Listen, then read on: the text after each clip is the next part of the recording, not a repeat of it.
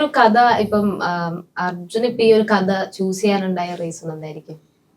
Basically ഈ പടം shoot ചെയ്ത 1 വർഷം മുമ്പാണ്. നമ്മൾ കഴിഞ്ഞ വർഷം ഡിസംബറിലാണ് പടത്തിന് ഷൂട്ട് ഉണ്ടായത്. അപ്പോ ഈ സബ്ജക്റ്റ് ചൂസ് ചെയ്യാൻ കാരണം എന്താ വെച്ചാല്, ഇത് ഒന്നാമത് ഒരു റിയൽ ലൈഫ് ഇൻസിഡന്റാ. അനീഷ് ഏട്ടനാണ് റൈറ്ററിന്റെ പേര്. അനീഷ് ഏട്ടന്റെ ലൈഫിൽ നടന്ന സംഭവമാണ്. ഈ കഥ കേട്ടപ്പോൾ എനിക്ക് ക്യൂരിയസ് ആയിട്ട് ഭയങ്കര, ഞാൻ ചോദിച്ചപ്പോൾ ഇപ്പോഴും ഇങ്ങനത്തെയൊക്കെ സിറ്റുവേഷൻസ് നടക്കാറുണ്ടോ എന്ന് ഇപ്പോൾ അപ്പോഴാണ് പുള്ളി ഡിസ്ക്ലോസ് ചെയ്തത് ഇത് എൻ്റെ ലൈഫിൽ നടന്നൊരു സംഭവമാണ്. അപ്പോൾ എനിക്ക് പിന്നെയും കുറച്ചും കൂടി ഇത് കണക്റ്റ് ആയാൽ കൊള്ളാം, ആൾക്കാർ ഇത് അറിഞ്ഞാൽ കൊള്ളാമെന്നൊരു ചെറിയൊരു ഫീൽ എനിക്കുള്ളിൽ വന്നു.